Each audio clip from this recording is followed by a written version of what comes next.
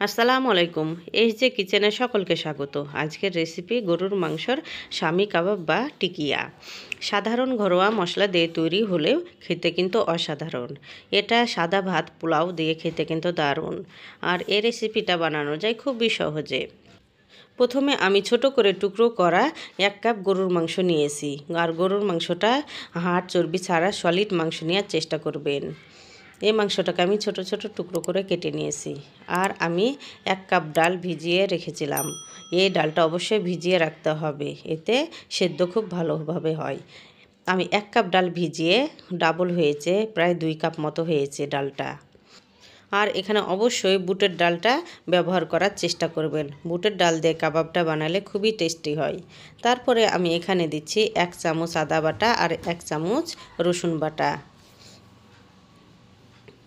তারপর এখানে আমি কিছু গুঁড়ো মশলা ব্যবহার করছি। পরিমাণ মতো লবণ, মরিচ গুঁড়া, সামান্য একটু হলুদ, জিরা গুঁড়া আর ধনিয়া। আর আমি যেহেতু বলেছি এখানে ঘরোয়া মশলা দিয়ে আজকের কাবাব বানিয়ে দেখাবো, আপনারা দেখে বুঝতে পারবেন। তারপর এখানে কিছু গোটা মশলা ব্যবহার করছি। বড় এলাচ, ছোট এলাচ, তেজপাতা, লবঙ্গ আর দারচিনি। তারপর এখানে অ্যাড করছি আমি 2 টেবিল চামচ মতো তেল। তেলটা খুব বেশি দেওয়ার প্রয়োজন হয় না। এখন আমি সব উপকরণগুলো দিয়ে ভালো করে মিশিয়ে নেব। আমার রেসিপিটার কোনো অংশ যদি একটুও ভালো লেগে থাকে, তবে এখনও পর্যন্ত যারা একটা লাইক দেননি, প্লিজ একটা লাইক দিয়ে ভিডিওটা কন্টিনিউ করবেন। তারপরে খুব ভালোভাবে মশলাটা মিশানো হয়ে গেছে। এখন আমি চুলাতে উঠিয়ে দেব। আর এই মশলা সহ সব কিছুকে ভালোভাবে কষিয়ে নেব।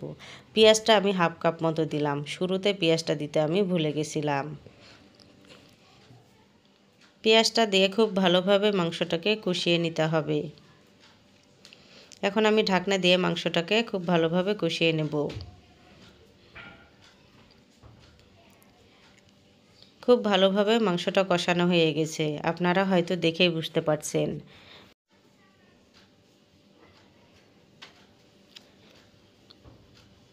মাংসটা কষানো হয়ে গেছে। এই পর্যায়ে আমি এখানে 2 কাপ পরিমাণ পানি দিয়ে মাংসটা সিদ্ধ করতে দেব।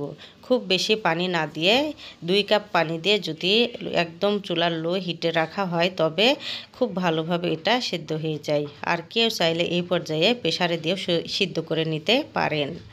চুলাতে সিদ্ধ করতে হলে চুলার আঁচটা লো হিটে রেখে প্রায় 1 ঘন্টা মতো সিদ্ধ করে নিতে হবে।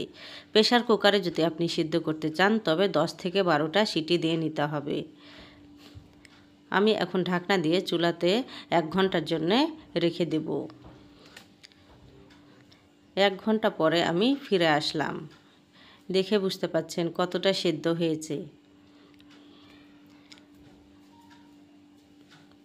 1 ঘন্টার মধ্যে আমি মাঝে মাঝে নেড়েচেড়ে দিয়েছি।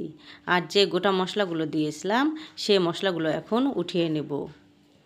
গোটা মশলাগুলোকে অবশ্যই বেছে তুলে ফেলতে হবে। আর চুলার আঁচটা মিডিয়াম আঁচে রেখে এভাবে পানিটা খুব ভালোভাবে শুকিয়ে নিতে হবে। দেখে বুঝতে পারছেন কতটা শুকনো শুকনো ভাব এসেছে। মাংস ডালের যেই রসালো ভাবটা আছে সেটাও রাখা যাবে না, এতে কাবাবগুলো ভালো হবে না। খুব ভালোভাবে শুকনো করে নিয়েছি। এই অবস্থাতে আপনারা চাইলে পাটাতে পিষে নিতে পারেন, কিংবা ব্লেন্ডার করে নিতে পারেন। পাটাতে পিষতে হলে একটু গরম থাকা অবস্থাতে পিষে নিতে হবে। আর ব্লেন্ডার জারে ঠান্ডা করে ব্লেন্ডার করে নিতে হবে, না হলে ব্লেন্ডারটা নষ্ট হয়ে যাওয়ার চান্স থাকে। এভাবে করে আমি খুব ভালোভাবে ব্লেন্ডারে পিষে নিয়েছি। তারপরে এখানে আবারও দিচ্ছি আমি 1/2 কাপ মতো পেঁয়াজ কুচি আর কিছুটা মরিচ কুচি। আপনারা চাইলে এখানে পছন্দ করলে ধনেপাতা কুচিও দিতে পারেন। আর আমি এখানে দিচ্ছি 1 চামচ মতো বেসন। আর আমি দিচ্ছি একটা ডিম। হয়তো আমার এখানে 2টা মতো ডিম লাগতে পারে। প্রথমে আমি একটা ডিম দিলাম। ডিম দিয়ে এখন খুব ভালোভাবে আমি মাংসর পুরটাকে মেখে নিব। ডিমটা অবশ্যই দেওয়ার চেষ্টা করবেন, এতে কাবাবগুলো ভাজার সময় ভেঙে যাবে না। আর যারা এখন তো এই ডিম পছন্দ করেন না, তারা চাইলে এখানে বেসনের পরিমাণটা 2 চামচ দিতে পারেন। একটা ডিম দেওয়ার পর আমার কাবাবের পুরটা এরকম হয়েছে, একটু শক্ত ভাব আছে। আমি সেজন্য আরেকটা ডিম দিলাম। এখন ডিমটা দিয়ে খুব ভালোভাবে আমি কাবাবের পুরটা মেখে নিব। খুব বেশি নরম হয়ে গেলে এই পর্যায়ে আপনারা টোস্ট বিস্কুটের গুঁড়ি কিংবা বেসনের পরিমাপটা আর একটু দিতে পারেন। খুব ভালোভাবে আমার কাবাবের পুরটা মাখা হয়ে গেছে, দেখেই বুঝতে পারছেন। এভাবে করে আমি কাবাবের পুরটা রেডি করে নিয়েছি। আর আমি হাতে তেল মাখিয়ে আমি কাবাবগুলোকে বানিয়ে নেব। কাবাবের পুরে যদি ডিম দেওয়া যায় তবে একটা কাবাবও ভাজার সময় ভেঙে যাওয়ার চান্স থাকে না, সবগুলো একদম সুন্দরভাবে ভাজা হয়। আর এই দিকে চুলাতে আমি আগে থেকেই তেল বসিয়ে দিয়েছি। তেলটা যখন হালকা গরম হয়ে আসবে তখন আমি কাবাবগুলো এক এক করে দিয়ে ভেজে নেব।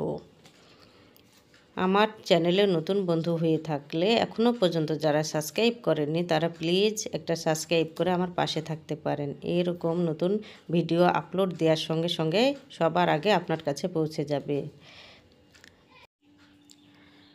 কাবাবগুলো যখন এক পাশে হয়ে আসবে তখন আমি কাবাবগুলো খুব সাবধানে উল্টিয়ে দিব।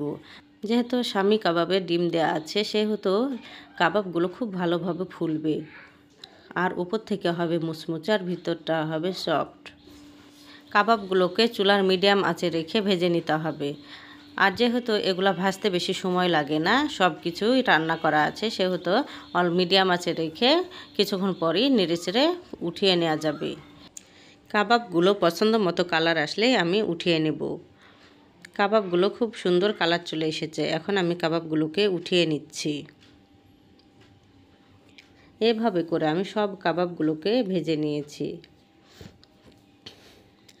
দেখে বুঝতে পারছেন কতটা সুন্দর হয়েছে আর লোভনীয়। এই কাবাবটা সাদা ভাত, পোলাও ভাত দিয়ে খেতে কিন্তু দারুণ লাগে, কিংবা এমনি খেতেও অসাধারণ।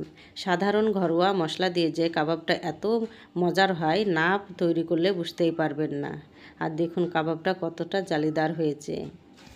আজকের রেসিপি একটুও যদি ভালো লেগে থাকে তবে শেয়ার করতে ভুলবেন না। আশা করছি আজকের রেসিপিও আপনাদের কাছে ভালো লাগবে। আজ এখানেই বিদায় নিচ্ছি। আল্লাহ হাফেজ।